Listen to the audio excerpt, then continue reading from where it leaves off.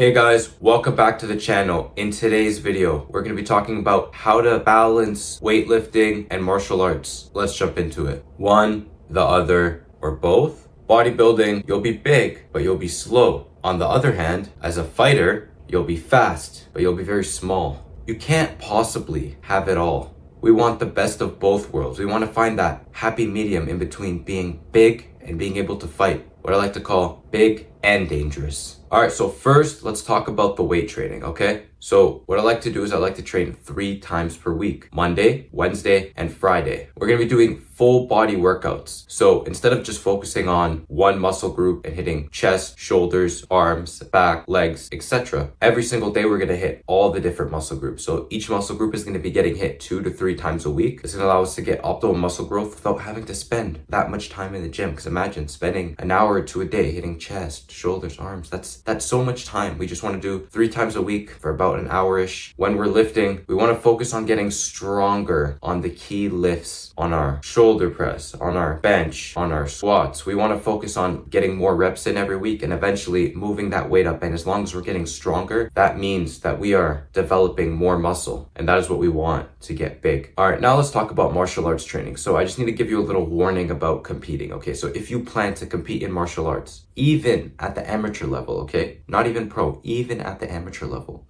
do not do bodybuilding. Drop the bodybuilding and do explosive and endurance training. The bodybuilding will take away from your speed and ability to fight, and you can get very hurt in the ring if you're a bodybuilder, and you won't be able to compete with the other fighters because it's by weight class. In the street fight, it's not by weight class, right? It's just like you versus the other person. So you got to be the biggest version of yourself, the most dangerous version of yourself. But in the ring, it's a sport, and you need to be training specifically for the sport. What I'm talking about is for the guys that want to be big but able to fight. So in this case, what I would say is get in the boxing gym, get in the Muay Thai gym, and twice a week go to classes, or even get yourself a private trainer if you can do that. That's one of the fastest ways to learn. It's cool that you can hit the pads or hit the bags really hard, but you need to be able to spar, because in a real fight, you need to be able to stay calm, stay collected, and know what to do. And if you never spar and you just hit the bags, you're not really gonna know what to do. So sparring is essential. You gotta at least once a week for an hour spar. Get together with some of your buddies, get together with some guys from your gym, and do 1 hour of sparring every single week. If you do the 2 hours of technical training every week, you do the 1 hour of sparring, this will put you ahead of 99% of people in combat.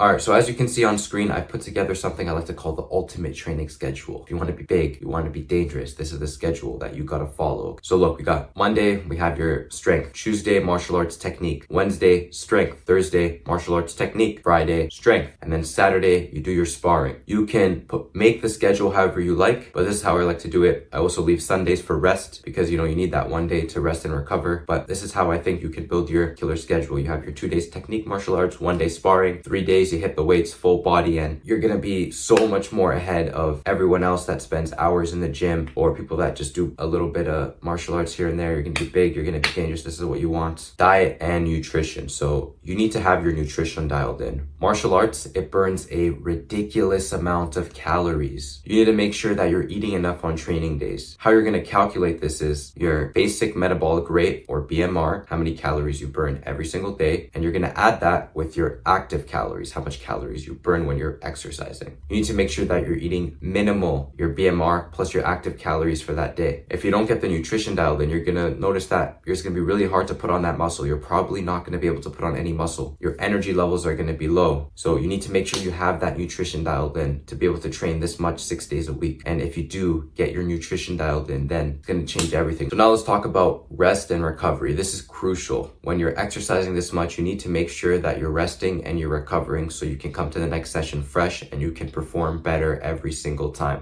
especially when you're training 6 days a week. Like, it's a lot. First thing, and this is like a non-negotiable, 8+ hours sleep. You need to get a minimum of 8 hours sleep every day. They did some studies, some interventional studies, and they found out that people that got 5-6 hours of sleep versus people that got 8+, the people that got 8+ maintained and developed a lot more muscle growth than the people that weren't sleeping enough. They were having a hard time putting on muscle. You could get the eating down, you can get the training down, but if you don't get the sleep down, if you don't get the recovery and the rest down, you're not gonna get the whole package here. So next thing is sauna and cold plunge, okay? You can do this like twice a week. You don't have to go every day, but this is really gonna help sauna flush out all the toxins. let the muscles relax. Cold plunge are going to help you recover faster from these workouts. So getting in the sauna, getting in the cold plunge is really going to help with your recovery. Next thing is a massage. You can get one of those portable massage guns. They're relatively available and inexpensive now, just to massage down the muscles, break up the tissues, break up all the knots, so you are recovered for your next session. Or you can bi-weekly, monthly, whatever works for you and however you feel,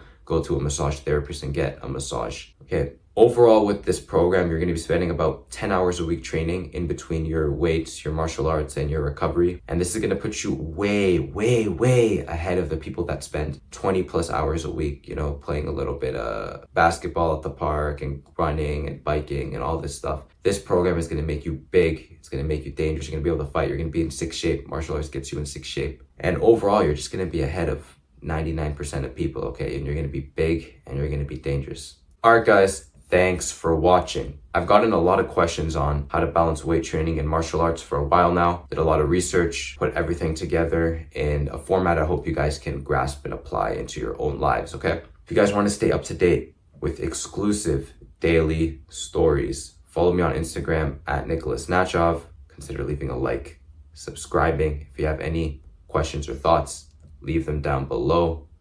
Peace.